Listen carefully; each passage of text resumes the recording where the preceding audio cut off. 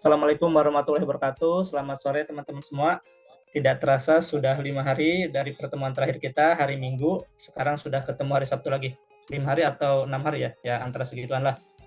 Nah selain itu kan kita sering juga ketemu di live TikTok ya. Setelah kemarin kita berdrama-drama tentang Metrei ya. Metrei itu sangat susah sekali diakses Metrei. Kemudian BKN mengeluarkan kebijakan bisa menggunakan Metrei manual. Setelah mengeluarkan kebijakan, waktu pendaftarannya juga diperpanjang sampai tanggal 10 dan sekarang e-Metrei sudah bisa di download lagi atau bisa dibeli di toko-toko digital ya. Mudah-mudahan teman-teman di sini sudah tidak ada kendala lagi dengan Metrei ya. Jadi tinggal menunggu pengumuman kelulusan administrasi dan semoga teman-teman di sini lolos administrasi sebelum kita bertempur di SKD. Ya. Oke, silakan Ya. Kang Anton. Oke. Ini mikrofon saya nyambung ke mikrofon kamu lah. Jadi tadi saya pas kecil-kecilin kamu gede-gedein jadi nyambung kayaknya mikrofon zoomnya deh. Oke, maaf tadi ada kendala ya mikrofonnya, jadi ada suara feedback. Jadi kita langsung saja ke materi. Kali ini kita akan membahas tentang integritas ya di bagian tes wawasan kebangsaannya, kemudian perbandingan kuantitatif, logika analisis, dan jejaring kerja. Sebenarnya perbandingan kuantitatif sudah pernah kita pelajari waktu hari Minggu kemarin, pertemuan kemarin. Tapi itu masih bagian dasarnya, yaitu perbandingan senilai dan berbalik nilai. Di ujian CPNS, perbandingan kuantitatifnya bentuknya itu seperti kotak gitu kan, X dan Y. Kemudian X-nya itu apa, Y-nya itu apa. Nah, hubungan X dan Y-nya itu apa? Apakah lebih besar atau lebih kecil? Bagi yang belum ada gambaran, nanti kita akan pelajari. Nah, sebelum kita membahas soal integritas, ada beberapa tips untuk mengerjakan integritas ya. Jadi, soalnya itu terdiri dari narasi tentang sebuah kasus ya. Kasus-kasus terkini biasanya. Ya kalau terkini itu berarti di awal 2024. Karena soal itu kan udah dikirim ke BKN itu sekitar bulan Juli ya. Kemudian ada narasi yang memposisikan diri sebagai ASN. Di sini biasanya soalnya itu tentang kejujuran dan kedisiplinan. Karena ASN itu yang paling disorot itu adalah kejujuran. Jujur dan disiplin. Sekarang kan mindsetnya atau pandangan masyarakat tentang ASN kan seperti ya bebas masuk kapan saja, kurang produktif gitu. Jadi yang disorot itu adalah disiplin. Kemudian ada narasi yang berupa sikap integritas dari tokoh bangsa dan pejabat negara. Misalnya tokoh Ki Hajar Dewantara atau Bung Tomo itu ada di soal-soal TWK integritas. Tips mengerjakan soal integritas. Baca terlebih dahulu pertanyaannya. Jadi kan ada soal cerita atau narasinya, kemudian ada pertanyaan. Kita baca dulu pertanyaannya, biar gak bolak-balik. Kalau kita baca soalnya dulu, kita baca narasinya, kemudian baca pertanyaannya. Pertanyaannya tuh ini. Kita balik lagi, berarti 2 kali kerja ya. Jadi langsung saja baca pertanyaannya. Kemudian memahami pokok bahasan di sebuah narasi ya. Jadi dalam sebuah narasi. Maaf. Kemudian memahami konsep dan karakteristik integritas. Jadi kita harus memahami aspek-aspek integritas. Aspek-aspek integritas sendiri itu ada 9 dan dibagi menjadi 3 ya. Jadi ini berdasarkan aspek integritas KPK. Yang pertama itu adalah aspek integritas inti. Saya tulis di sini ya. Ada aspek integritas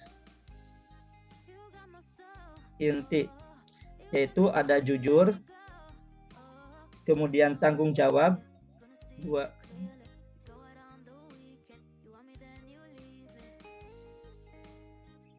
Kemudian 3 disiplin. Jujur itu lebih ke sikap terbuka, kemudian tidak curang dan tidak berbohong. Kalau tanggung jawab itu kita mengakui kesalahan, kemudian kita bersikap amanah ya. Dan kalau disiplin itu lebih ke menitik beratkan tentang komitmen dan mematuhi peraturan. Kemudian ada lagi aspek integritas etos kerja. Etos kerja. Yaitu mandiri, kemudian 5 kerja keras, kemudian sederhana.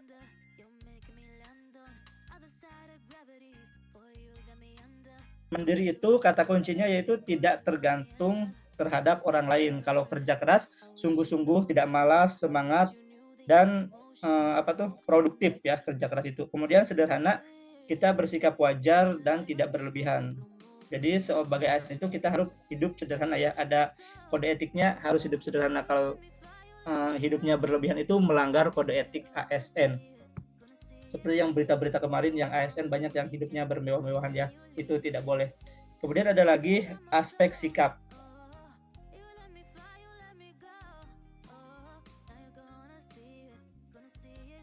Aspek sikap itu terdiri dari berani, kemudian peduli, dan terakhir itu adalah adil.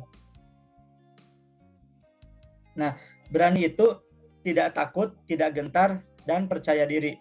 Kemudian, kalau peduli itu mementingkan orang lain dan mengasihi orang lain. Dan adil itu adalah penggunaan wewenang dan yang tidak semena-mena, itu adil ya. Oke, sebelum kita ke soal, ada yang ditanyakan? Langsung saja kita bahas soal ya. Kita baca pertanyaannya terlebih dahulu. Pertanyaannya dari mana? Dari yang di sini nih. Menurut saudara, dengan diwujudkannya zona integritas pada setiap kantor pemerintahan saat ini, hal apa yang akan tercermin dari diterapkannya zona integritas tersebut pada setiap kantor pemerintahan yang dapat dilihat oleh setiap masyarakat adalah, jadi zona integritas itu apa sih yang dilihat oleh masyarakat ya? Kita baca teman-teman. Saat ini, banyak unit kerja di instansi pemerintah berlomba-lomba untuk membangun zona integritas. Pembangunan zona integritas dianggap sebagai role model reformasi birokrasi dalam penegakan integritas dan pelayanan berkualitas. Dengan demikian, pembangunan zona integritas menjadi aspek penting dalam hal pencegahan korupsi di pemerintahan. Pembangunan zona integritas tersebut juga dilakukan sebagai bentuk dukungan nyata setiap pegawai pada unit kerja untuk berperilaku jujur, amanah, dan tanggung jawab dalam bekerja. Oke, kira-kira apa nih yang tercermin dari kasus tersebut? A. Berperilaku sesuai kepercayaan dan agama masing-masing pegawai. Sepertinya tidak ada ya di dalam soal tersebut, jadi kita silang aja. Meningkatkan nilai dan etos kerja pegawai terutama dalam melayani publik, bukan ya, tidak ada. Kemudian membantu kantor pemerintah untuk meraih predikat kantor pelayanan terbaik, ini juga tidak ada ya tentang pelayanan publik. Kemudian bertindak secara jujur, bertanggung jawab, serta menepis godaan untuk korupsi. Oke, di sini ada ya teman-teman, berperilaku jujur, amanah, dan bertanggung jawab. Kemudian ini ada pencegahan korupsi. Jadi jawabannya adalah yang D. Kalau yang E, menjaga diri sendiri dalam mengabdikan diri kepada nusa dan bangsa, itu bukan ya, karena tidak ada di cerita di atas atau di soal di atas. Baik, kita ke soal berikutnya. Kita baca pertanyaannya terlebih dahulu dari ini ya. Namun Artijo menambahkannya menjadi 12 tahun penjara. Oh bukan, ternyata di sini nilai sikap. Nilai sikap integritas yang dapat dicontoh dan diambil dari sosok Arjito Alkotsar adalah, mari kita baca soalnya ya. Arjito Alkotsar adalah tokoh Indonesia selanjutnya yang dikenal dengan integritas tinggi. Ia merupakan pengacara dan hakim agung Indonesia periode 2000 dan hingga 2018. Sepanjang karirnya, Artijo memiliki julukan Algojo Koruptor karena dirinya tidak pernah gentar menangani kasus tersebut. Bahkan banyak pihak menyebut bahwa ia adalah pendekar hukum terbaik yang dimiliki Indonesia.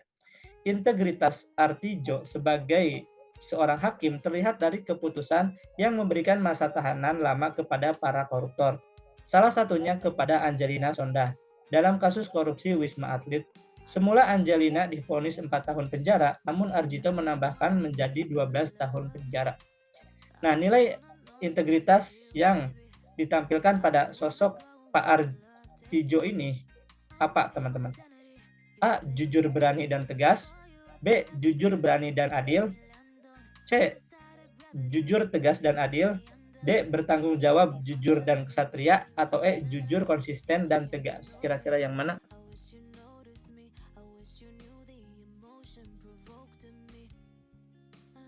Saya buka chat dulu ya. Ini baru Mas Teddy aja yang jawab.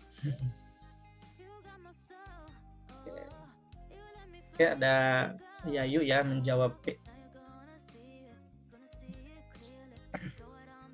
Kita kembali ke nilai-nilai integritas yang tadi ya, kita coba diulang-ulang terus agar kita ingat ya teman-teman. Nilai integritas tadi adalah jujur, kemudian tanggung jawab,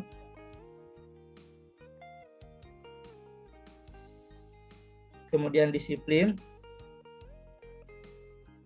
kemudian mandiri, kerja keras, sederhana, kemudian berani, peduli, dan adil.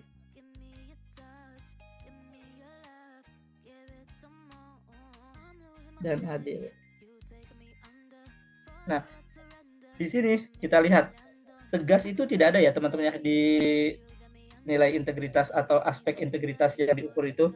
Berarti tegas tidak ada, yang ada tegasnya itu kita coret. Oke. Kemudian kesatria juga tidak ada. Oke. Maka jawabannya adalah yang B, jujur, berani, dan adil ya. Memberikan hukuman yang tadinya 4 tahun menjadi 12 tahun itu juga ada suatu bentuk keadilan ya. Memberikan hukuman yang lebih berat kepada koruptor. Jadi jawabannya adalah yang B. Baik, kita ke soal selanjutnya. Kita baca pertanyaannya terlebih dahulu. Menurut saudara, berikut ini yang mencerminkan nilai integritas seorang siswa adalah, berarti yang dicerminkan oleh seorang siswa dari kasus di atas ya. Integritas tidak hanya dilakukan oleh aparatur sipil negara saja, melainkan nilai yang terkandung di dalam integritas semestinya bisa dilakukan baik di masyarakat maupun di lingkungan sekolah. Penanaman nilai integritas di sekolah sejak dini menjadi salah satu hal penting yang harus dilakukan. Sebagai seorang pelajar, harus mencerminkan integritas baik dalam perkataan, tindakan, dan pikiran. Beberapa contoh perilaku integritas di lingkungan sekolah adalah datang tepat waktu, tidak membolos, serta menanamkan nilai kejujuran dalam setiap kegiatan yang dilaksanakan oleh pihak sekolah. Oke, jadi yang tercerminnya kira-kira yang mana nih dari kasus di atas? Yang A, membantu teman dalam mengerjakan tugas dan latihan dari sekolah. Sepertinya bukan ya. Saya silang dulu. B, mengikuti kegiatan sekolah dipadukan dengan mengikuti les agar menjadi siswa berprestasi. Atau C, membuat kelompok belajar agar bisa saling bertukar pikiran saat mengerjakan tugas sekolah. Atau D, mengikuti seleksi beasiswa sebagai siswa terbaik di sekolahnya. Atau E, mengerjakan tugas secara mandiri dan tidak curang dalam menjawab soal ujian. Kira-kira yang mana teman-teman nilai integritasnya?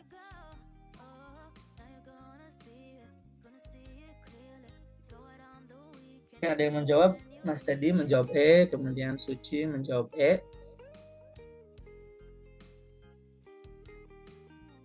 Teman-teman yang lain? Oke, Rika menjawab E ya.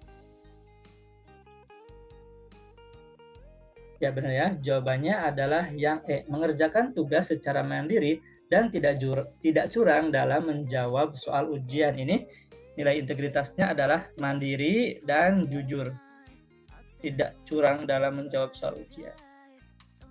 Ini adalah jujur. Baik, kita ke soal berikutnya.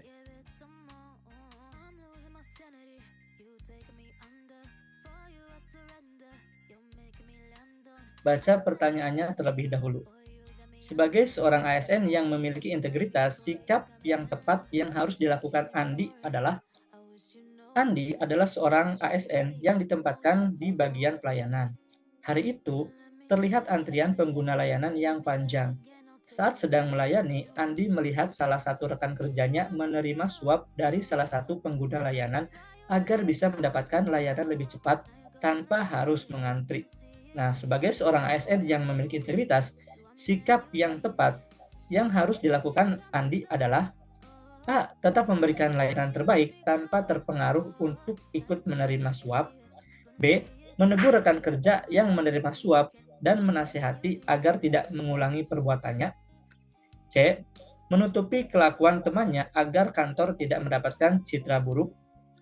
D. Menemui atasan selepas kerja dan melapor perbuatan rekannya meski akhirnya akan dianggap sebagai tukang lapor. Atau E. Menceritakan kejadian ini kepada rekan kerja lainnya. Terlihat sepintas, pilihan jawabannya itu benar semua ya. Jadi seperti soal TKP, TWK rasa TKP gitu kan. Cuma perbedaannya kalau di TWK nilainya kalau salah ya udah 0. Hanya yang benar itu hanya 1.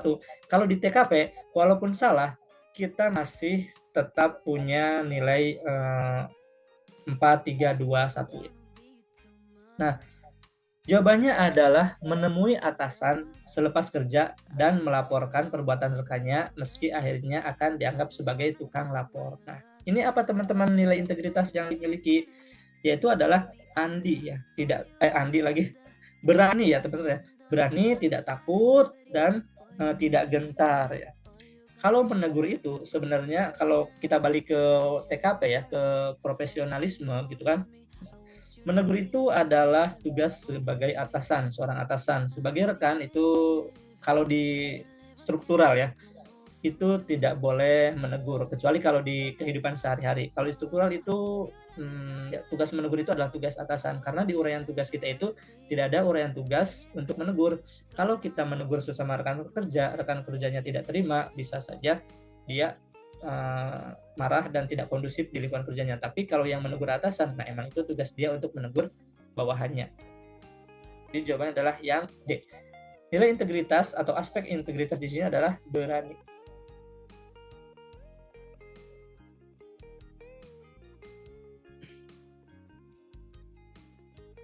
Baik, kita ke soal berikutnya. Apa nih? Sikap yang ditunjukkan oleh Bung Tomo pada cerita di atas merupakan salah satu cermin dari nilai-nilai integritas khususnya. Oke, mari kita baca. Integritas telah lama dilakukan oleh pahlawan nasional. Salah satu pahlawan yang telah mengamalkan nilai integritas yaitu Bung Tomo. Pria bernama asli Sutomo itu merupakan salah satu tokoh dalam peristiwa pertempuran 10 November 2021, bukan 2021 ya, di Surabaya. Bukan 2021, terlalu muda. Jawa Timur. Bung Tomo jadi salah satu peran utama menyemangati arek-arek kota pahlawan melalui pidato untuk tetap semangat melawan penjajah yang ingin merebut kembali kemerdekaan Indonesia. Kutipan pidatonya bahkan masih terngiang sampai saat ini. Lebih baik kita hancur lebur daripada tidak merdeka. Semboyan kita tetap merdeka atau mati. Pidato itu akhirnya membakar semangat para pahlawan untuk terus berjuang tanpa rasa lelah dan pantang menyerah meskipun nyawa menjadi taruhannya. Nah, nilai integritas yang dicerminkan oleh Bung Tomo adalah nilai apa, teman-teman?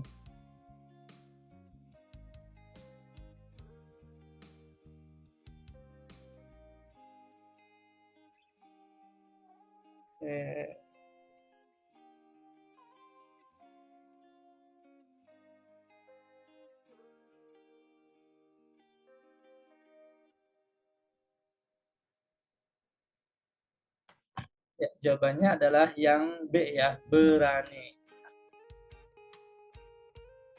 Karena ini nilai integritas ya, bukan patriotisme.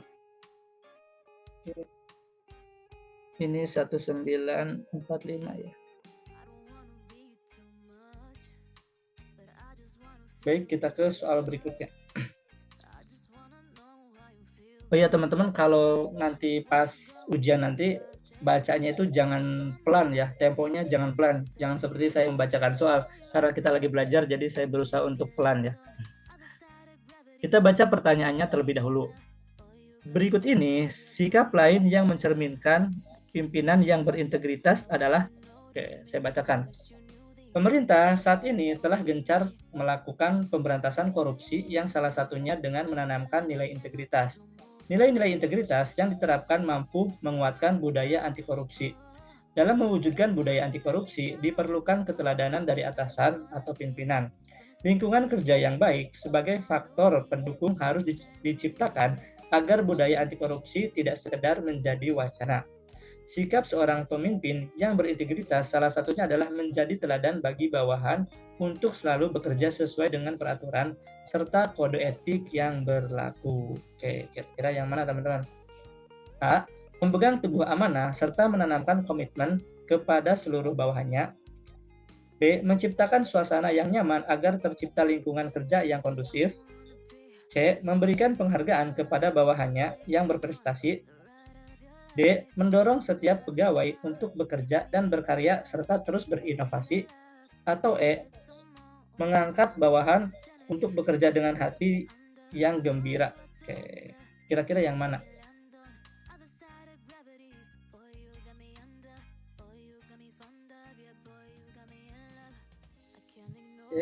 Baru dua nih yang menjawab nih. Nanti rencananya sih mau ada survei, jadi di depannya itu nanti kalau udah ada udah pertanyaan itu ada jawaban, ada full polling, jadi kita tinggal milih aja A, B, C atau D gitu kan, biar tidak repot-repot ngetik di pesan. Ya, jawabannya adalah yang A. Memegang teguh amanah serta menanamkan komitmen kepada seluruh bawahannya. Ini adalah amanah itu nilai integritas dari tanggung jawab.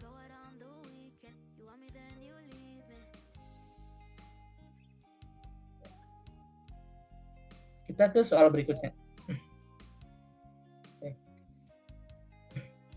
Bung Hatta mengembalikan uang itu kepada negara. Oke. Nilai integritas yang terdapat dalam sosok Bung Hatta dalam cerita di atas adalah salah satu tokoh bangsa yang memiliki integritas tinggi adalah Bung Hatta.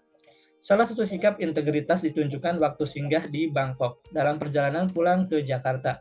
Bung Hatta bertanya kepada sekretarisnya, Pak Wangsa saat itu ya, jumlah sisa uang yang diberikan pemerintah untuk berobat. Jadi nanya jumlah sisa uangnya. Ternyata sebagian uang masih utuh karena ongkos pengobatan tak sebesar dari dugaan. Segera Bung Hatta memerintahkan pengembalikan uang sisa itu kepada pemerintah via Kedubes RI di Bangkok. Hal serupa juga dilakukan Bung Hatta sesaat setelah lengser dari posisinya sebagai wakil presiden. Kala itu, Sekretaris Kabinet Maria Ulfah menyodorkan uang sebesar 6 juta rupiah yang merupakan sisa dana non-budgeter untuk keperluan operasional dirinya selama menjabat wakil presiden. Nah, nilai integritas yang dicerminkan oleh cerita Bung Hatta adalah A. Jujur dan disiplin, B. Jujur dan sederhana, C. Bertanggung jawab dan amanah, D. Amanah dan konsisten, atau E. Berwibawa dan bersahaja. Oke, kira-kira yang mana teman-teman? Oke, banyak yang menjawab B.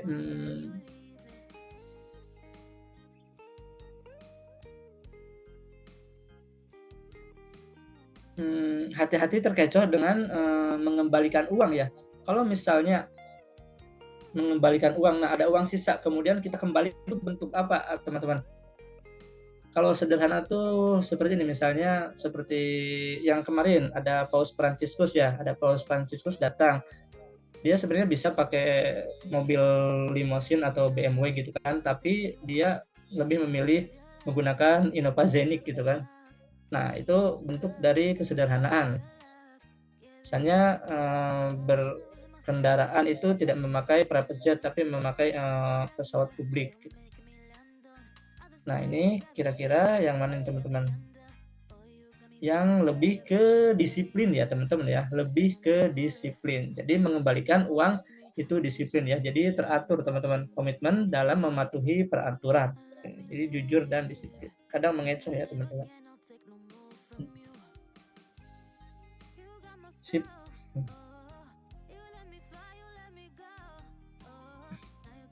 Oke, kita ke soal berikutnya. Baca dulu pertanyaannya ya. Mana nih pertanyaannya? Kasus pamer harta dan memperhatikan gaya hidup mewah yang dilakukan ASN tidak mencerminkan integritas karena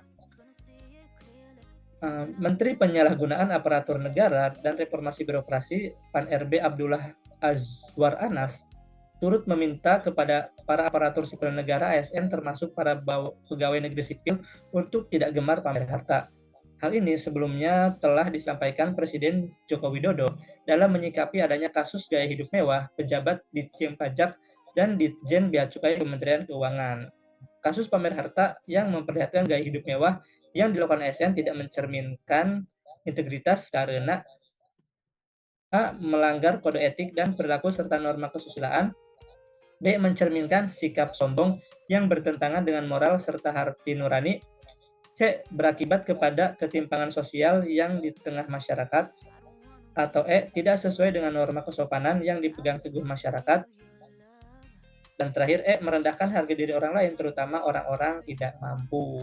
Ya, sudah jelas ya, tadi sempat kita bahas di awal ya, itu melanggar kode etik dan perilaku serta norma kesusilaan.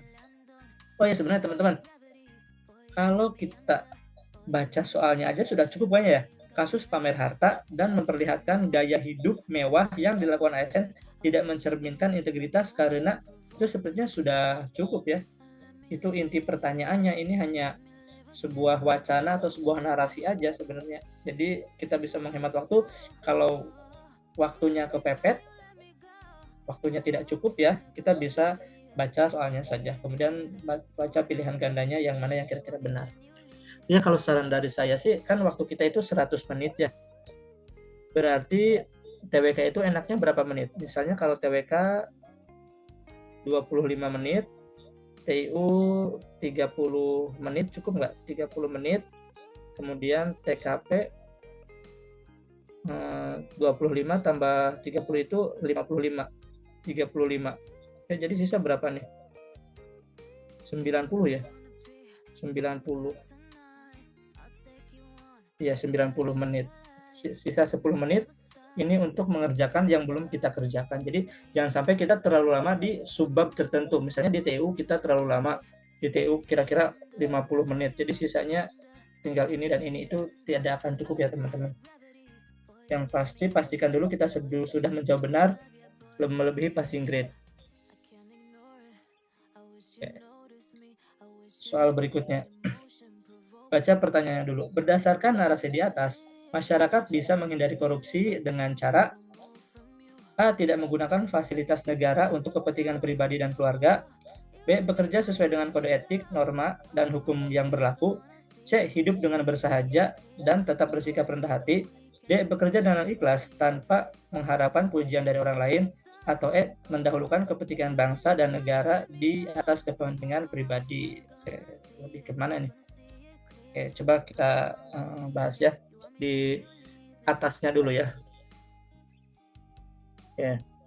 Pada dasarnya, flexing atau pamer adalah sifat dasar manusia yang ingin pamer, menunjukkan keberhasilan atau sesuatu yang dimilikinya kepada orang lain. Perilaku ini kian populer, bahkan dianggap biasa oleh sebagian masyarakat sekarang.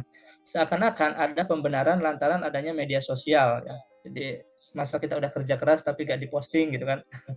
Kasus flexing yang dilakukan oleh Mario Dandi Satrio di media sosial berupa mobil dan motor mewah ternyata mengungkapkan bobrok korupsi yang dilakukan oleh ayahnya, Rafael Alun Trisambodo, saat menjadi pejabat eselon 3 di Ditjen Pajak Kementerian Keuangan.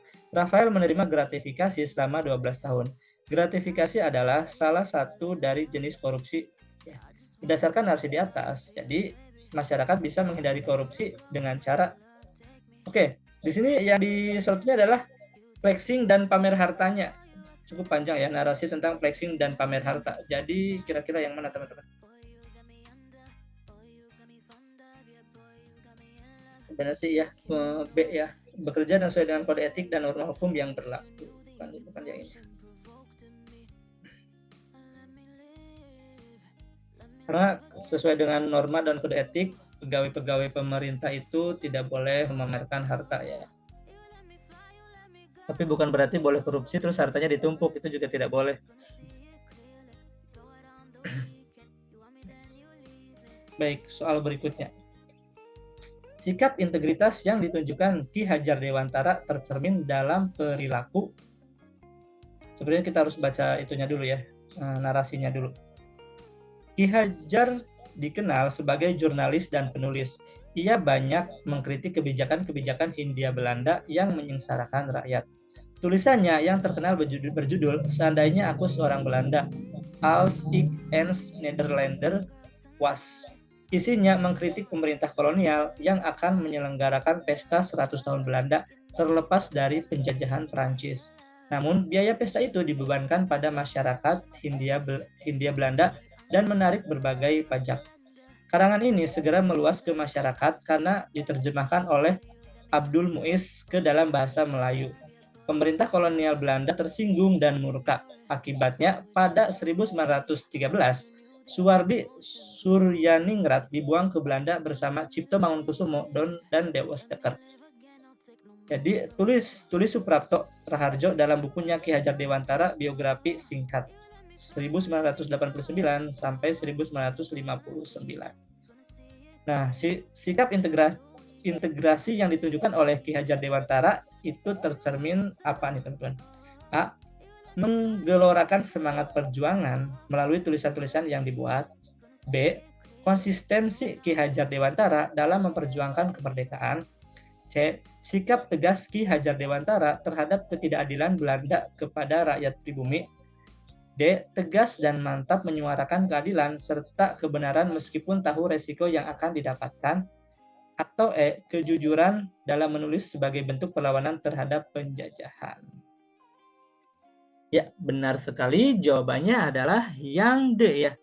Tegas dan mantap menyuarakan keadilan serta kebenaran meskipun tahu resiko yang akan didapatkan. Jadi, nilai dari integritas di sini adalah berani ya, tidak takut, tidak gentar dalam menyuarakan kebenaran. Oke, kita lanjut ke soal TIU sepertinya. Oke, kemarin kan sudah ada gambaran tentang perbandingan senilai dan terbalik nilai ya. Kita akan masukkan ke dalam kotak, maksudnya apa tuh, tabel-tabel seperti ini.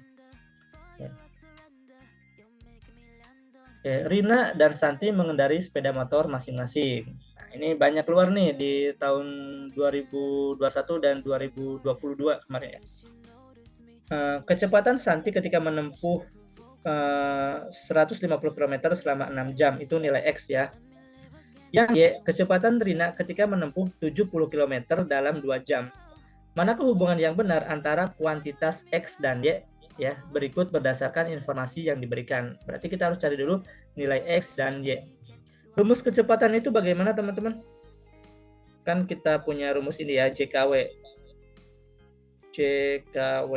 Jadi jarak itu kecepatan dikali waktu ya. Jadi kalau kita pengen lihat jarak itu yang ini nih, kecepatan dikali waktu. Kalau kita pengen tahu kecepatan, berarti jarak dibagi dengan waktu. Jarak dibagi dengan waktu. Kalau kita pengen tahu waktu, berarti jarak dibagi dengan kecepatan. Nah, sekarang yang ditanyakannya ada kecepatan ya. Berarti X itu adalah kecepatannya apa nih? Jarak dibagi waktu ya. 150 dibagi 6. Jadi 150 dibagi dengan 6. Berapa teman-teman? 150 dibagi dengan 6. 15 dibagi 6 2. 2 dikali 6 12. 15 dikurangi 12 3. 3 dibagi 6 tidak bisa, turun 0. 30 dibagi 6 5. 5 dikali 6 30. Habis ya. Jadi X-nya itu adalah 25. Kemudian yang Y itu adalah kecepatan Rina ketika menempuh 70 km dalam 2 jam. 70 dibagi 2 adalah 35 km per jam. Jadi jawabannya X lebih kecil daripada Y ya teman-teman. Jawabannya adalah yang B. Ada yang ditanyakan teman-teman?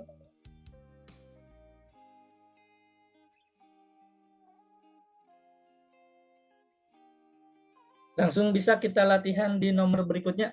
Bisa ya? Udah siap pensil, bukunya? Harus siap ya kalau mau belajar, siapin buku, pensil, dan segala macam. Kalau bisa dibawa-bawa tuh sampai lecek beberapa bulan ke depan. Oke, kalau tidak ada yang ditanyakan, silakan teman-teman kerjakan soal berikutnya. Mas Leo kayaknya katanya ada timer, Mas Leo.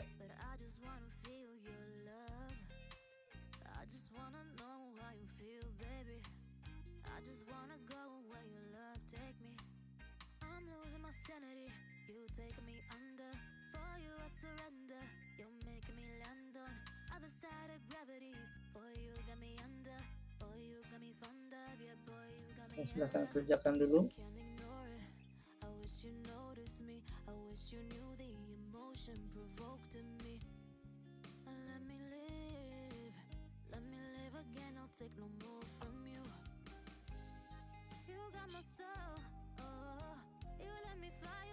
Oke, ada yang sudah ketemu. Kalau misalnya bisa mengerjakan di kepala saja, boleh.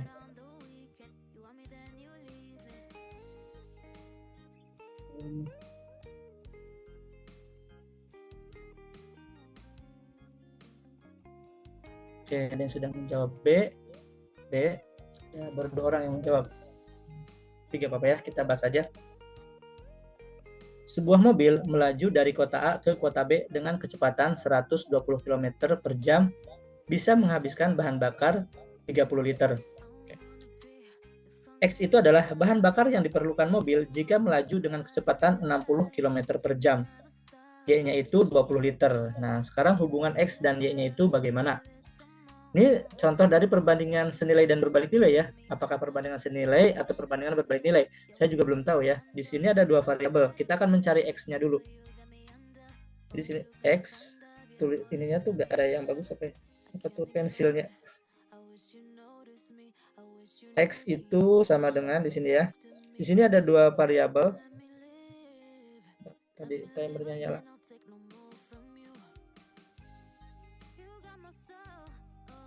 Ada kecepatan ya dan liter, ada kecepatan dan liter gitu. Nah, kecepatannya 120 km menghabiskan bensin 30 liter. 30 liter. Kemudian kecepatannya 60 km per jam menghabiskan bensin berapa liter ya? Saya kasih tanda X. Nah, teman-teman, kalau kecepatannya itu melambat, berarti mobil itu akan boros bensin atau lebih hemat bensinnya? Lebih hemat ya teman-teman ya. Berarti bensinnya lebih hemat. Ini lebih. Nah, ini enggak ini penanya enggak asik nih. Lebih hemat, berarti lebih hemat juga. Maka ini perbandingan senilai. Jadi X per 30 sama dengan sama dengan 60 per 120. Oke, atau kita sederhanakan jadi 1/2 gitu kan. 60 dibagi 61, 120 dibagi 60 itu 2. Maka X sama dengan 1 dikali 30-nya pindah ruas dibagi dengan 2. Maka X sama dengan 30 dibagi 2 adalah 15. Oke, jadi X-nya itu 15 liter dan Y-nya itu 20 liter. Ya, X lebih kecil daripada Y. Jawabannya adalah yang B. Hilang lagi. Tadi pakai anotasi. Ulang, perlu ditulis lagi nggak teman-teman? Saya ulang lagi ya, ini hilang lagi. Jadi X-nya itu ada kecepatan dan ada bensin. Ini bisa ditebelin nggak sih ininya? Pulpennya tuh. Alat tinta. Ini tuh bisa ditebelin nggak sih? Kecepatannya itu 120 km per jam, bensinnya itu 30 liter. Kecepatannya 60 km per jam, bensinnya berapa liter gitu kan. Nah, kecepatannya diturunin dari 120 ke 60. Oke. Maka bensinnya juga akan lebih hemat ya. Ini satu variabel berkurang, variabel lainnya berkurang. Jadi ini perbandingan senilai. Rumusnya berarti X per 30 akan sama dengan 60 per 120. Jadi X sama dengan, ini bisa disederhanakan, 60 dibagi 60 itu 1, 120 dibagi 60 itu 2. X sama dengan 30 dikali 1 dibagi dengan 2.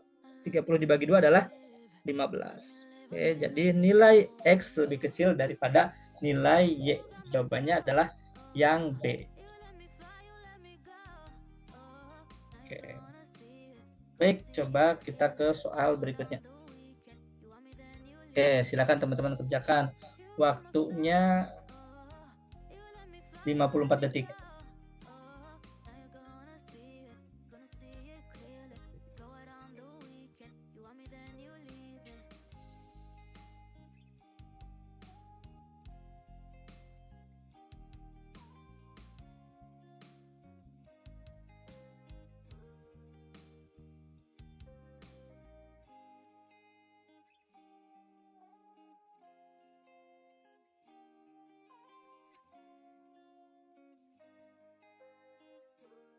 Oke, ada yang sudah menjawab? Mas Randy.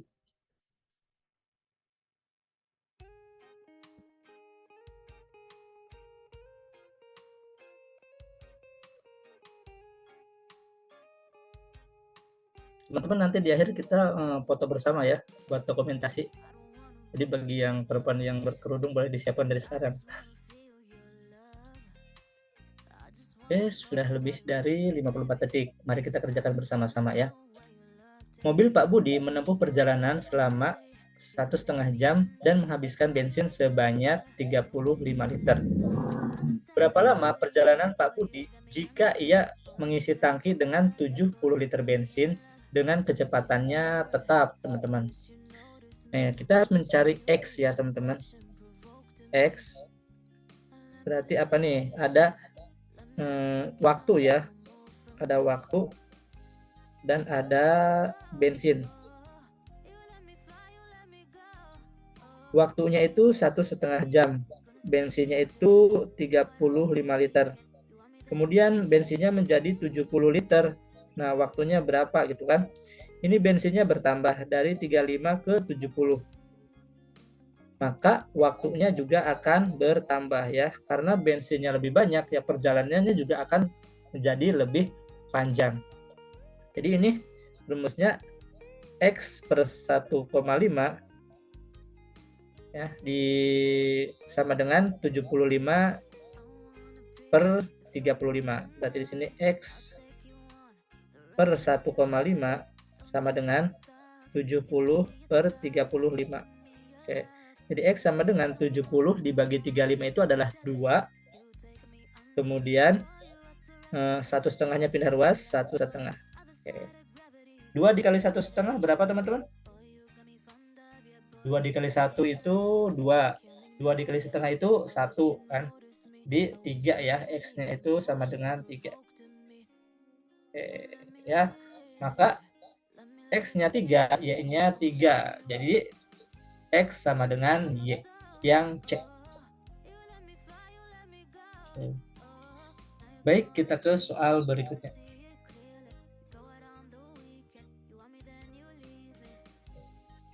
Boleh teman-teman kerjakan terlebih dahulu.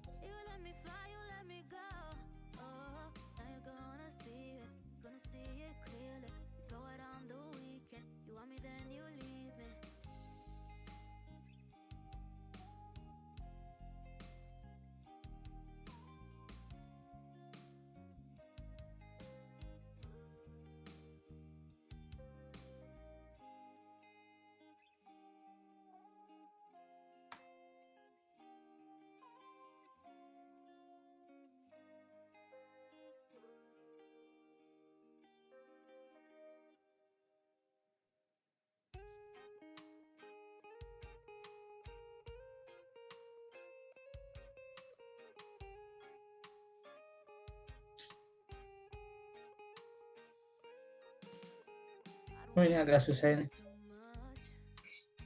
Harus menggunakan rumus kecepatan. Sebuah mobil melakukan perjalanan sejauh 240 km.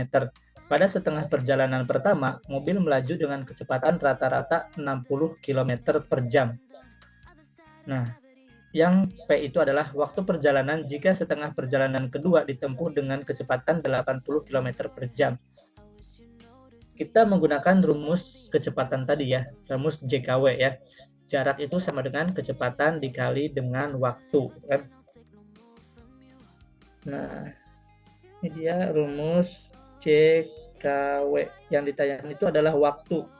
Waktu berarti sama dengan jarak dibagi dengan kecepatan. Jarak dibagi kecepatan. Ada 240 km. Setengah perjalanan pertama kecepatannya 60 km per jam. Berarti setengah pertama ya, saya tulis di sini perjalanan pertama. Perjalanan pertama itu jaraknya berarti 120 ya teman-teman. 120 dibagi dengan kecepatannya 60. Maka perjalanan pertama itu adalah 2 jam. Kemudian perjalanan kedua, setengahnya berarti ya, dengan kecepatan 80 km per jam. Di perjalanan kedua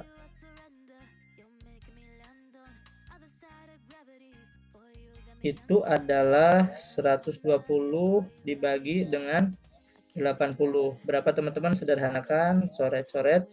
12 dibagi dengan 8 itu kayaknya 1,5 ya.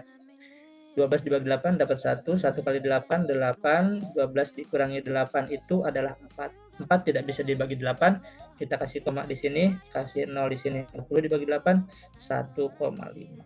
Oke, jadi lama perjalanan kedua itu adalah 1,5 jam. Jadi X-nya ya, total perjalanannya 2 jam ditambah 1,5, jadi 3,5 jam. Maka jawabannya adalah P lebih kecil daripada Q atau Q lebih besar daripada P. Oke. Ada nggak? Nggak ada ya? Oke, coba yang ini bukan ya. Yang B juga bukan ya. 2P itu 3,5. 3,5 dikali 2, 7 ya. Benar ya? Jadi 7 jam sama dengan 7 jam ya. Benar sekali. Jawabannya adalah yang C.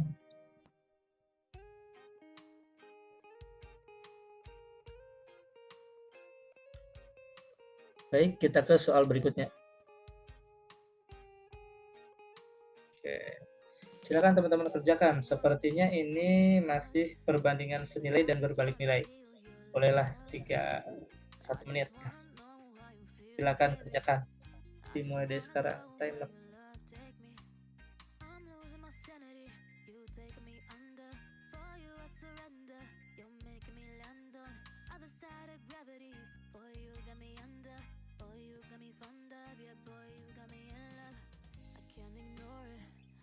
You noticed me, I wish you knew the emotion provoked in me.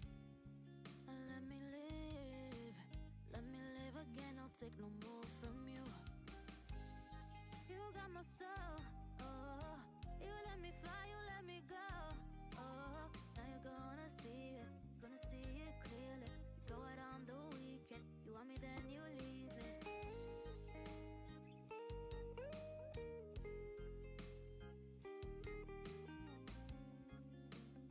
Iya kan. Oke, waktunya habis. Tim penjahit Anugrah mampu menjahit 180 gaun dalam waktu 5 jam. Oke, kenapa Mas Dedi masih perlu waktu lagi? Boleh diperpanjang juga boleh. Apa namanya kalau perpanjangan waktu itu apa ya? Injury time ya. Oke. Lanjut aja dulu ya. Jangan-jangan Mas Dedi ini ya, nggak bawa buku lagi di kafe biasanya. Oke, yang X itu adalah berapa banyak gaun yang bisa dijahit dalam waktu setengah jam. Dan yang Y-nya itu adalah 18. Manakah hubungan yang benar antara kuantitas X dan Y berikut berdasarkan informasi yang diberikan? Oh ya teman-teman, bagi yang ketinggalan kemarin pertemuan pertama dan kedua itu membahas perbandingan senilai dan berbalik nilai. Dan deret bilangan juga ada, figural juga ada, jadi teman-teman bisa melihat videonya di website ya.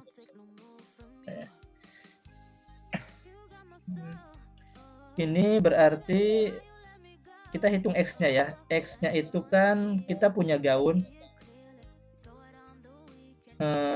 dan ada waktu ya. Oke. 180 gaun dalam waktu 5 jam.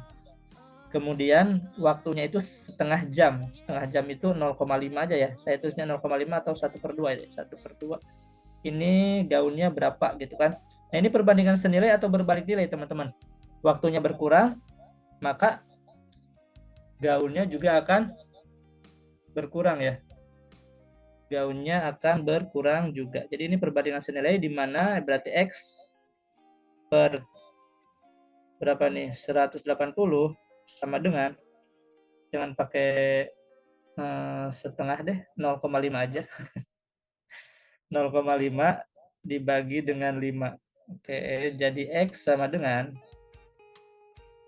180 dikali 0,5 dibagi dengan 5 gitu kan. Ini bisa kita sederhanakan ya. Nolnya kita coret, sininya kita coret juga nolnya ya. Jadi sama-sama 5 dipindahkan ke sini nolnya. Nah, 5-nya kita coret lagi, 5 dibagi 5 1, 5 dibagi 5 1. Maka X sama dengan 18 ya. Jadi jawabannya yang C ya. Yang C, X sama dengan Y. Oke, silahkan teman-teman kerjakan soal berikut ini. Ya, sekali lagi bagi teman-teman yang yang baru bergabung, yang ketinggalan materi kemarin, perbandingan senilai dan berbalik nilai, kemudian deret bilangan, figural, dan analogi, bisa dilihat videonya di website ya. Untuk modulnya ada di modul. Di checklist yang garis 3-nya, kemudian cari modul, ada di sana. Oke. Ini tentang pecahan, teman-teman, tapi sebenarnya bisa dikerjakan dengan logika. Kita tidak perlu menghitungnya. Mari kita kerjakan bersama-sama aja ya, teman-teman. Perhatikan tabel berikut. X itu sama dengan 1/42 dikurangi 1/48, yaitu 1/44 dikurangi 1/46. Manakah hubungan yang benar antara kuantitas X dan Y berikut berdasarkan informasi yang diberikan? Teman-teman, kita harus tahu kalau semakin kecil penyebutnya atau pembaginya, maka nilainya semakin besar. Contoh, di sini ada 1/2 dan 1/4. Maka lebih besar mana?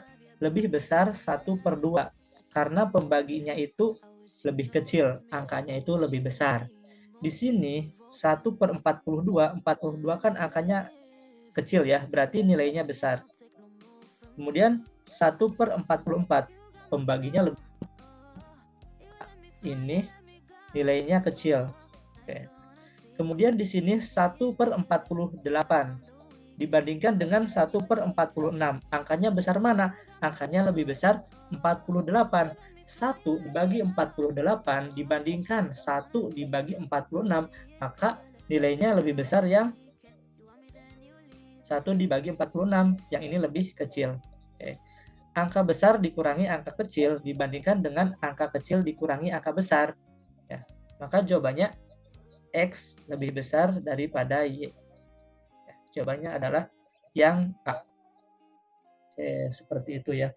Kalau misalnya teman-teman mau mengerjakan juga boleh. Jadi misalnya kita kali silang seperti ini ya. Jadi 48 dikurangi 42 dibagi dengan 42 dikali 48. Kemudian yang ini juga 46 dikurangi 44 dibagi dengan 44 dikali 46. Silakan kerjakan, pasti nilainya akan lebih besar yang X.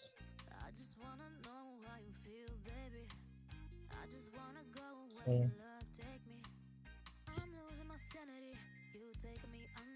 Bang, tolong sekali lagi. Oke, sekali lagi ya teman-teman ya. Saya hapus dulu ya. Gimana ya cara mengosongkan ini tuh ya, hapus semua. Nah, ini. Oke. Jadi kita itu harus paham dulu pecahan ya teman-teman. Di mana pecahan, jika penyebutnya atau pembaginya itu semakin besar, maka nilainya itu semakin kecil. Contoh begini, 1 dibagi 2 dengan 1 dibagi 5, otomatis lebih besar 1 dibagi 2 ya. Apalagi 1 dibagi 1 gitu kan, ya 1 dibagi 1, 1 ya. Ini 0,5, ini 0,2 gitu kan. 0,2 lebih kecil daripada 0,5 gitu kan. Nah, semakin kecil penyebutnya atau pembaginya, maka angkanya itu semakin besar. Di sini ada 1 dibagi 42. Coba bandingkan dengan 1 dibagi 44. Maka nilainya akan lebih besar yang 1 dibagi 42. Karena penyebutnya itu atau pembaginya itu lebih kecil. Berarti ini angkanya lebih besar, nah ini lebih kecil. Kemudian kita lihat yang 1/48 dibandingkan dengan 1/46. Lebih besar yang mana? Ya lebih besar yang pembaginya itu lebih kecil ya. Maksudnya penyebutnya lebih kecil. Ini kan 46. Berarti nilainya ini lebih besar. Yang ini 1/48, ini berarti nilainya lebih kecil. Oke. Jadi di sini angka besar dikurangi angka yang lebih kecil. Yang ini angka lebih kecil dikurangi dengan angka yang lebih besar. Ya otomatis X lebih besar daripada yang Y. Jawabannya adalah yang A. Nanti kita akan coba merefresh ini ya. Atau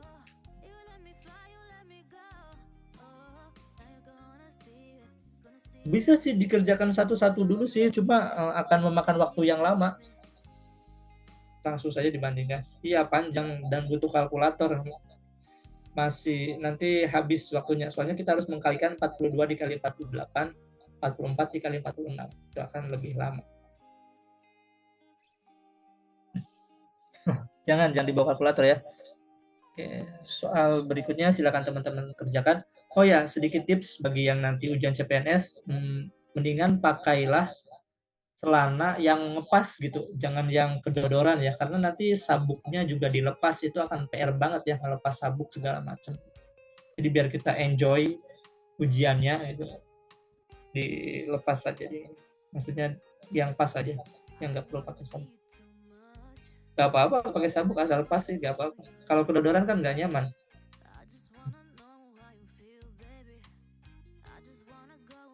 Boleh.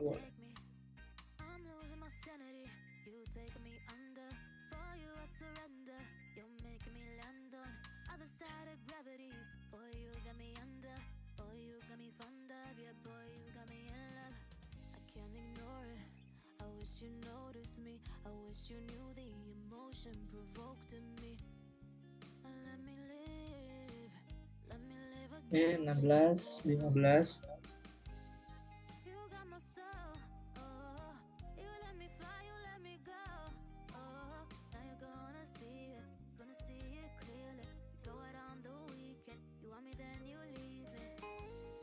Oke, waktu habis.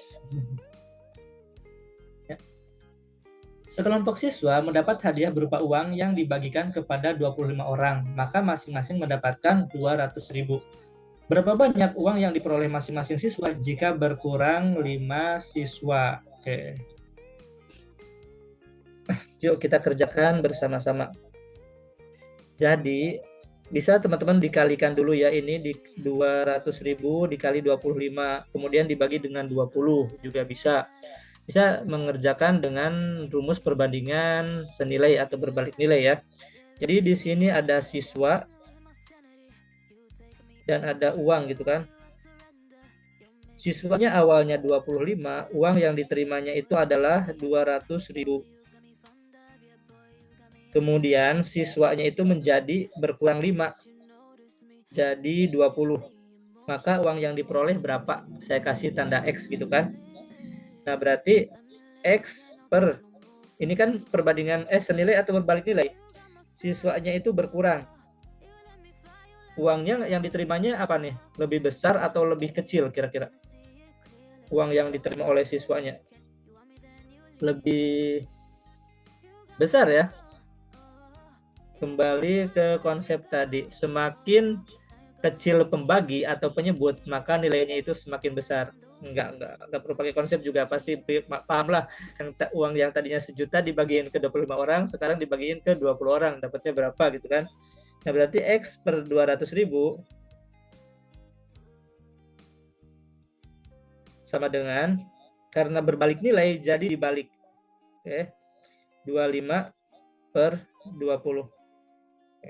Nah, seperti itu. Jadi X sama dengan 25 dikali 200.000. Ini bisa kita coret-coret ya 20-nya ya. Dibagi dengan 20. Oke, kita coret. Coret. Jadi 250.000 X-nya ya. Berarti X lebih besar daripada Y. Yang mana teman-teman? X lebih besar daripada 2Y, enggak ya? X itu sama dengan 2Y teman-teman ya, karena Y kan 125.000. 125.000 dikali 2 adalah 250.000 ya. Maka jawabannya adalah yang C, Cucah. Oke. Baik, kita lanjut ke soal berikutnya. Ada yang ditanyakan? Teman-teman kalau mau mengulang juga gak apa-apa ya, sampaikan saja. Tapi satu kali aja ya diulangnya ya. Nanti bisa minta waktu kapan-kapan kalau belum paham. Bisa dijapri juga. Oke, silakan teman-teman kerjakan. Konsepnya mungkin sama seperti tadi.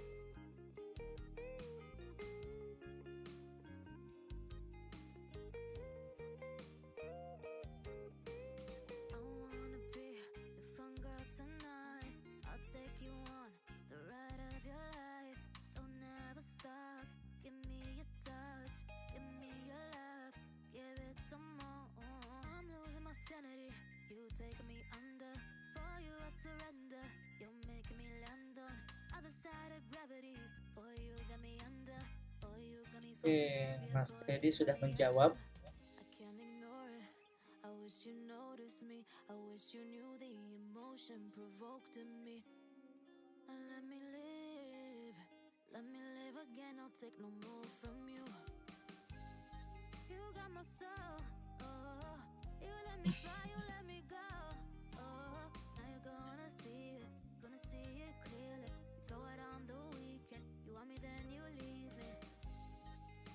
Ada lagi yang sudah ketemu jawabannya? So, saya juga belum mengerjakan sih.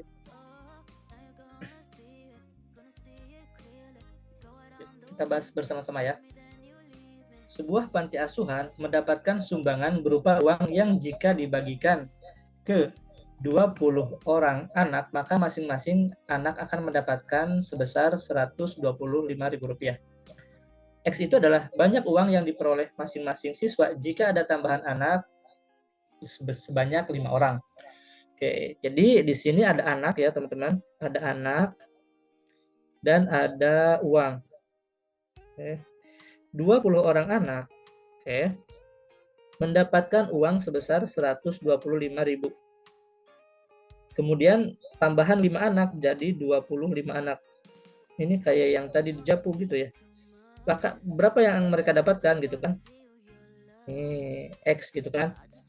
Ini anaknya bertambah. Enggak kayak tadi.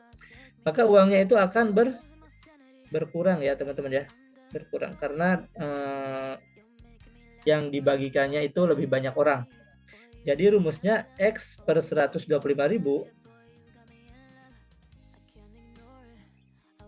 sama dengan kita balik.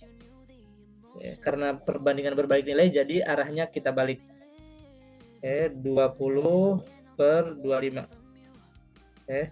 Maka X sama dengan 20 dikali 125 dibagi dengan 25.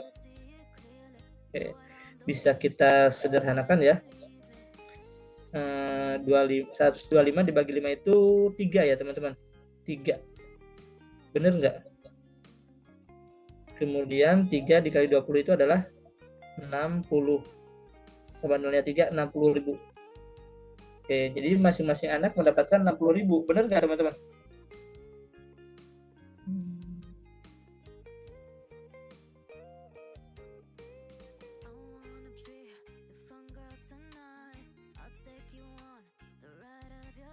Oh ya.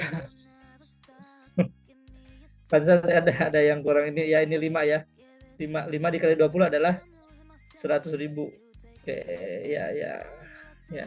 Ya, benar-benar 5 ya. Oke, 100.000. Nah, masing-masing orang mendapatkan 100.000. Berarti jawabannya yang mana kira-kira teman-teman? Ada nggak jawabannya? X.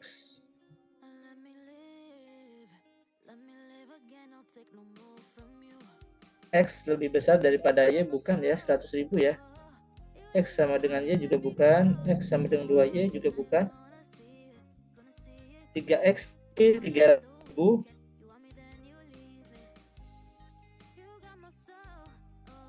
Ini 2Y 150.000 bukan ya. Ini 200.000. Gak ada jawabannya ya teman-teman ya. Bonus. Tapi yang penting kita paham konsepnya ya. Jadi X-nya itu dapat 100.000, maka Y-nya itu 750.000. Belum sempat saya review lagi soalnya. Jadi kita rubah. Berarti ini bonus. Oke. Baik, kita ke soal tentang logika analisis ya. Jadi tidak selamanya TIU itu hitung-hitungan. Jadi setiap kita belajar itu kita belajar TWK, TIU, dan TKP. Nah, TIU-nya itu 2 materi yang kita pelajari. Materi yang hitung-hitungan dan materi yang tidak hitung-hitungan. Yang tidak hitung-hitungan ada kemampuan verbal, kemampuan analogi, dan silogisme. Dan satu lagi kemampuan figural. Figural terdiri dari apa tuh? Serial, pertidaksamaan, dan figural analogi. Yuk kita bahas bersama-sama. 6 mahasiswa duduk berurutan dalam ujian wawancara. Tini tidak mau duduk bersebelahan dengan Tri atau Tia. Nila duduk di dekat Tia. Tini duduk di sebelah Jupri dan Jupri duduk di sebelah Nila. Tri tidak ingin didahului Harto dan Harto bersebelahan dengan Tini. Tia duduk di urutan terakhir. Siapakah yang duduk di urutan kedua? Nah, untuk mengerjakan ini, kita teliti dulu di kalimat terakhir biasanya. Kalimat terakhir itu ada Tia duduk di urutan terakhir. Jadi yang pasti dulu. Berarti di sini ada Tia ya. Tia urutan terakhir. Nah, setelah itu kita lihat yang di dekat dengan Tia. Nah, di sini Nila dekat dengan Tia. Berarti di sini Nila. Kemudian mana lagi yang ada nilainya? Nah, ini Nila. Ya. Tini duduk di sebelah Jupri, Jupri duduk di sebelah Nila. Berarti di sini ada Jupri. Kemudian ada Tini. Oke. Kemudian yang mana lagi? Tri tidak ingin didahului Harto dan Harto bersebelahan dengan Tini. Berarti di sini Harto dan di sini adalah Tri. Oke, maka jawabannya adalah yang E. Nah, seperti itu teman-teman cara menjawabnya. Ya, benar ya. Tri, Harto, Tini, Jufri, Nila. Apakah saya terlalu cepat menjelaskannya? Biasanya itu clue-nya itu ada di kalimat terakhir atau di pernyataan terakhir. Contohnya ini dia, Tia duduk di urutan terakhir. Nah, seperti ini contoh dari pernyataan yang pasti.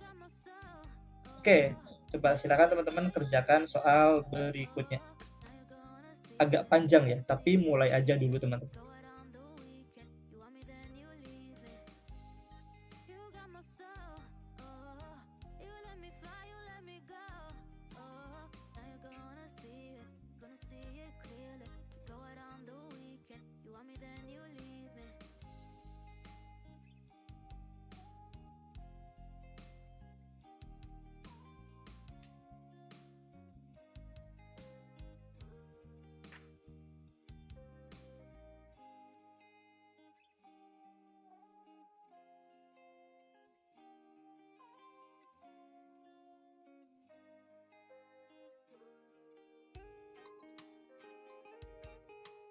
Cepet banget ya. Santai aja dulu.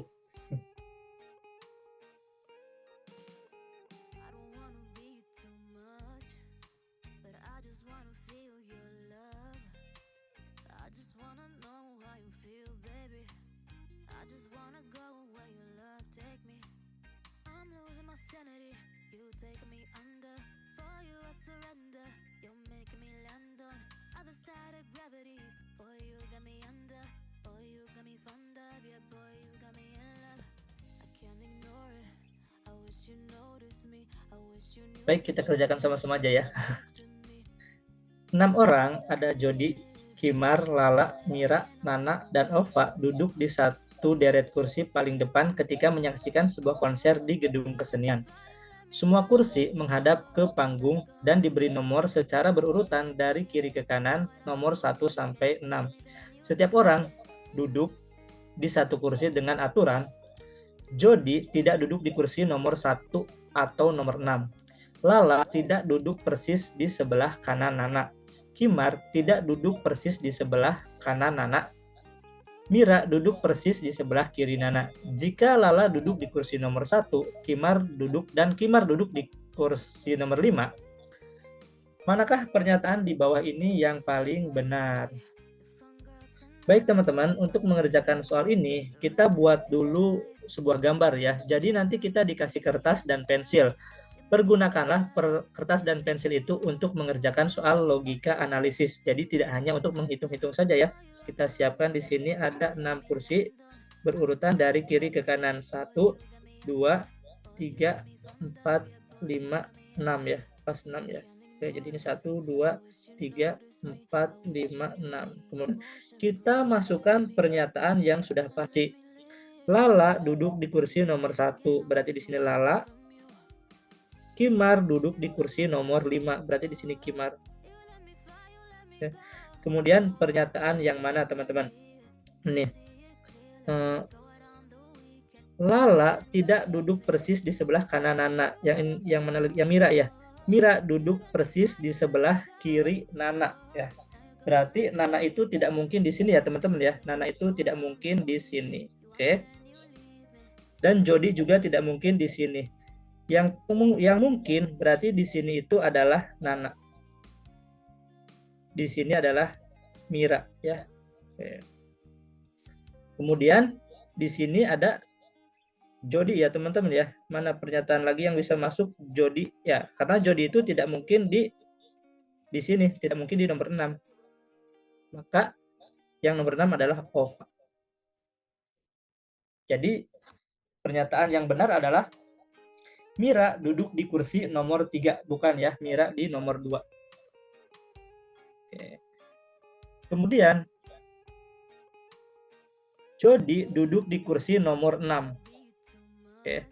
Nana duduk di kursi nomor 2 juga bukan, nomor 3. Jody duduk di kursi nomor 3 juga bukan.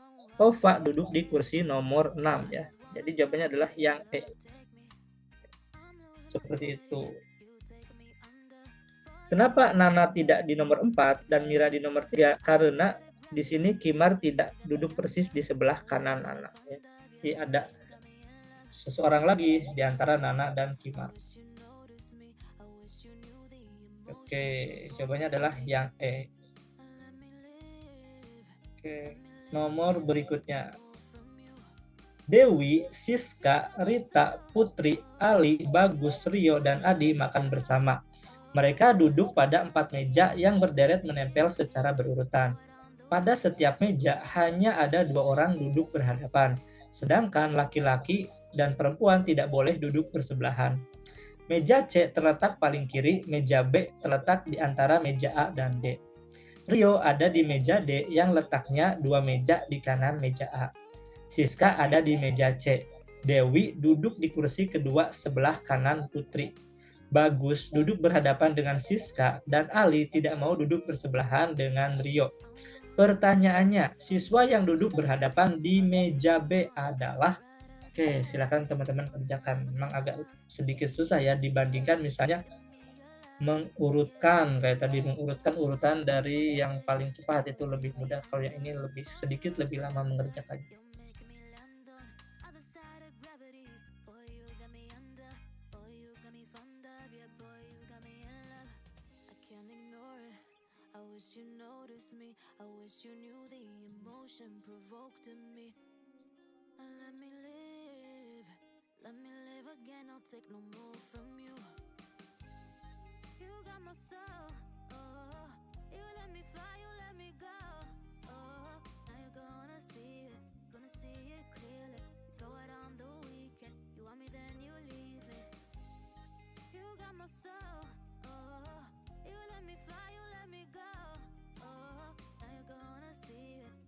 Ada yang sudah ketemu?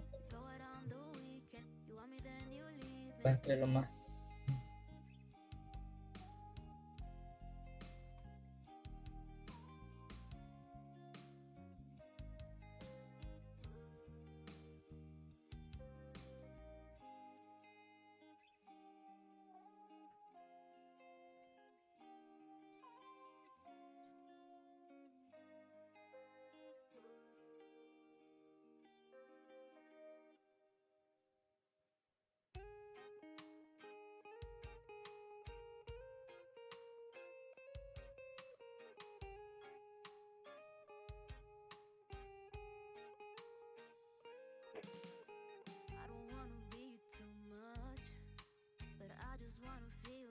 Oke, kita kerjakan bersama-sama aja ya teman-teman.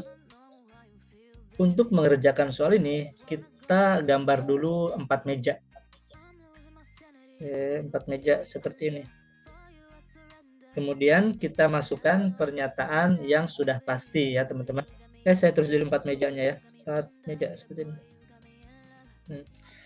Pernyataan yang sudah pasti yang mana? Yang ini ya. Meja C terletak di paling kiri. Meja C, kemudian meja B terletak di antara A dan D.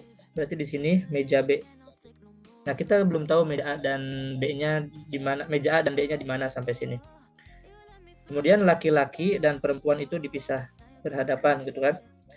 Rio ada di meja D yang letaknya 2 meja di kanan meja A. Berarti meja D di sini ya. Meja A di sini. 2 meja, 1 2 kayak meja D. Gak mungkin A-nya di sini. Berarti nanti D-nya di mana gitu kan. Oke. Berarti di sini Rio. Nah, kemudian Sisa ada di meja C, di sini Siska. Kemudian Dewi duduk di kursi kedua sebelah kanan Putri. Oke.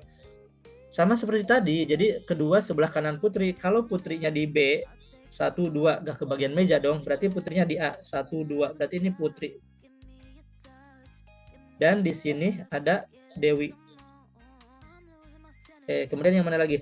Bagus duduk berhadapan dengan Siska. Di sini ada Bagus berhadapan dengan Siska, dan Ali tidak mau duduk bersebelahan dengan Rio. Berarti di sini ada Ali ya, karena nggak mau bersebelahan dengan Rio. Maka yang belum masuk itu adalah Adi ya, Adi dan Rita. Oke, pertanyaannya adalah siswa yang duduk berhadapan di meja B adalah siapa teman-teman?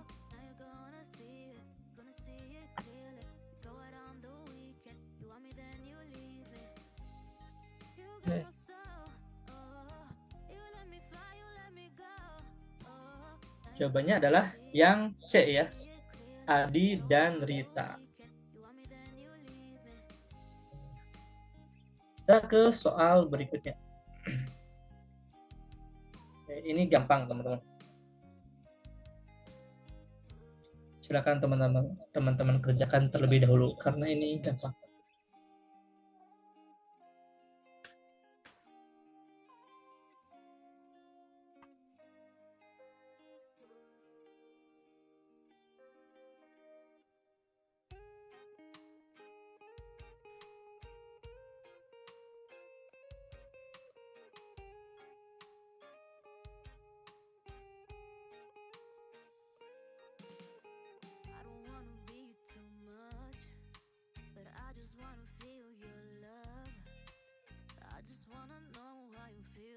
Silahkan kerjakan.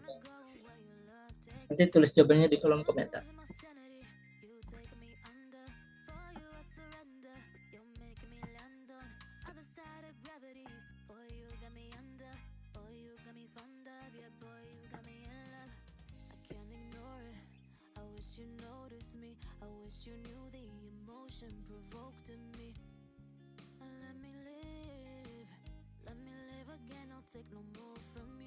Oke, ada yang sudah menjawab B.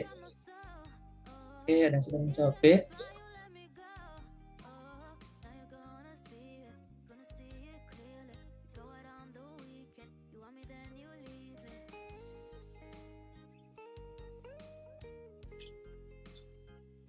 Pada saat ujian semester, panitia menentukan deretan tempat duduk. Ada Andi, Bayu, Cindy, Dona, Eni, dan Fanya sebagai berikut. Andi tidak bersebelahan dengan Bayu dan Cindy. Dona bersebelahan dengan Cindy. Andi dekat dengan Eni, dan Eni dekat dengan Dona. Bayu dekat dengan Fanya, dan Fanya bersebelahan dengan Andi. Cindy berada pada urutan terakhir. Nah, itu sudah pasti ya, berarti kita mulainya dari Cindy. Jadi urutan tempat duduk mereka adalah, wah ini enak teman-teman. Kenapa? Karena A, B, C, D gitu. Nama depannya tuh A, B, C, D. Jadi kita bisa menggunakan inisial saja. Nah, kita yang sudah pasti dulu ya teman-teman. Di sini ada Cindy berada di urutan terakhir. Saya tulis C aja deh. Cindy di urutan terakhir. Kita cari yang dekat Cindy itu siapa? Yang dekat Cindy itu adalah yang nomor 2 nih, pernyataan yang kedua, yaitu Dona. Oke. Kemudian kita cari lagi nih, yang ada kata Donanya yang mana? Yang ini. Eni dekat dengan Dona. Berarti di sini Eni. Oke. Andi dekat dengan Eni. Berarti di sini ada Andi. Oke, kemudian mana lagi nih yang ada Andinya nih? Yang ini ya. Fanya bersebelahan dengan Andi. Berarti di sini Fanya ya. Ya. Dan Bayu berada di dekat Fanya. Oke, Bayu, Fanya, Andi, Edi, Dona, dan Cindy. Maka jawabannya adalah yang B. Oke, gampang ya teman-teman. Baik, kita ke soal berikutnya. Nah, ini posisi duduk yang melingkar ya. Saya kerjakan dulu, nanti soal berikutnya itu sama persis seperti soal yang ini ya. Ini teman-teman kerjakan soal berikutnya. Oke. Pada suatu jamuan makan malam, 8 orang pengusaha, ada Ariga, Dindin, Lala, Laura, Gael, Michael, Rani, dan Togi, duduk mengelilingi meja bundar. Gael duduk berseberangan dengan Ariga. Michael duduk di antara Togi dan Lala. Laura dan Lala duduk berhadapan. Togi duduk terpisah 2 kursi dari Ariga. Dindin duduk tepat di sebelah Ariga. Pernyataan di bawah ini yang benar adalah, nah kita buat dulu lingkaran seperti ini. Lingkaran kan di meja bundar ya, seolah-olah ini adalah meja bundar. Kemudian ada 8 orang yang saling berhadapan. Kita masukkan dulu yang sudah pasti. Gael duduk berseberangan dengan Ariga. Di sini ada Gael, boleh teman-teman di mana saja, mau di kiri kanan, depan, atas bawah juga boleh. Gael berseberangan dengan Ariga. Kemudian Michael duduk di antara Togi dan Lala. Kalau di antara berarti di tengah-tengah ya, antara di sini dan di sini. Boleh teman-teman di kiri dan di kanan mana saja. Nah, di sini ada Michael. Nah, di sini Togi dan Lala. Togi dan Lala belum pasti siapa yang di sini, siapa yang di sini. Jadi saya tulis dulu dua dulu. Laura dan Lala duduk tepat berhadapan. Ini juga belum pasti Lalanya berada di mana. Nah, baru kita ketemu posisi Togi dan Lala ini di pernyataan keempat. Togi duduk terpisah 2 kursi dari Ariga. Oke, berarti 1, 2 gitu kan, duduk terpisah 2 kursi. Berarti Toginya yang di sini coret, yang di atas Lalanya dicoret. Kita bisa masukkan pernyataan yang mana? Laura dan Lala duduk berhadapan. Berarti di sini ada Laura.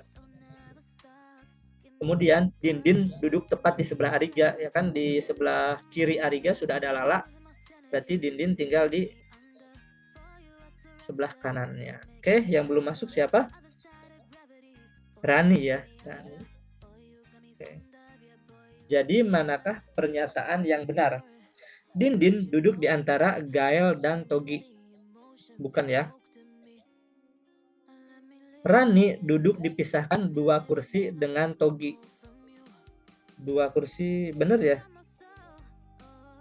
1, 2 gitu kan? Berarti yang B.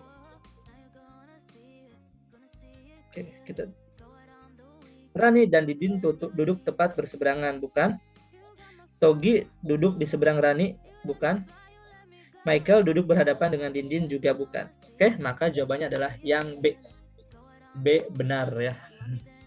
Oke, soal terakhir teman-teman, saya minta waktunya, ini kan sudah jam 17.30 ya. Saya minta waktunya beberapa menit lagi, silakan teman-teman kerjakan.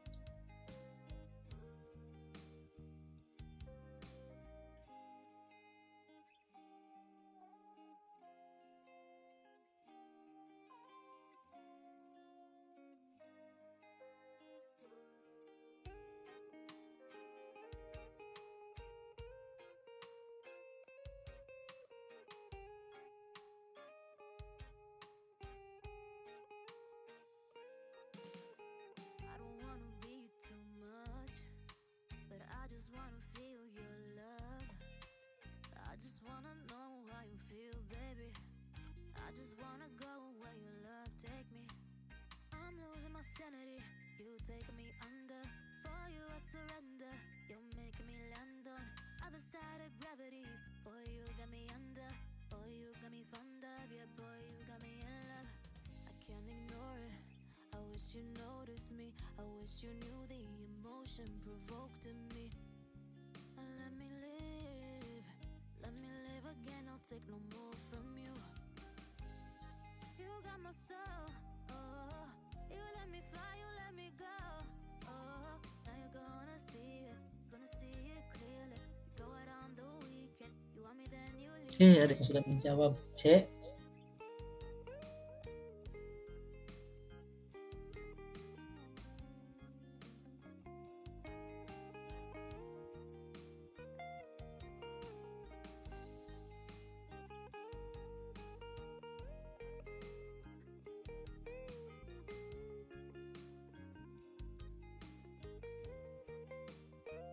Oke, C. I wanna be your fun girl tonight.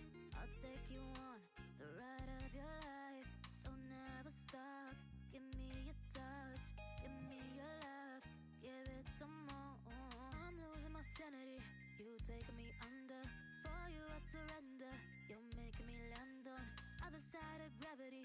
Boy, you got me under. Yuk kita kerjakan bersama-sama. Yeah, boy, you got me in. Pada suatu acara, Aga, Didi, Lala, Laura, Galih, Maya, Rani, dan Tora duduk mengelilingi meja bundar dengan posisi Galih duduk berseberangan dengan Aga, Maya duduk di antara Tora dan Lala, Laura dan Lala duduk tepat berhadapan, Tora duduk 2 kursi terpisah dari Aga, Rani duduk di antara Didi dan Laura.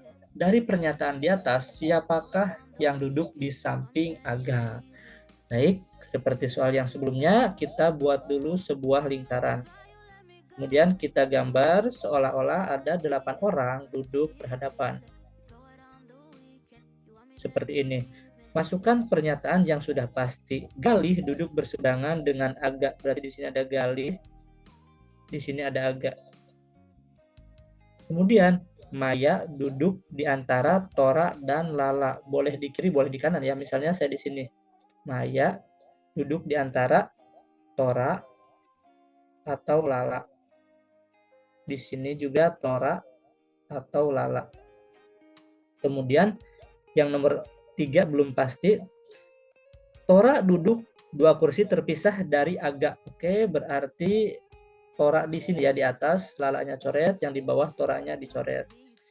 Kemudian Rani duduk di antara Didi dan Laura. Oke. Berarti di sini Rani ya teman-teman ya.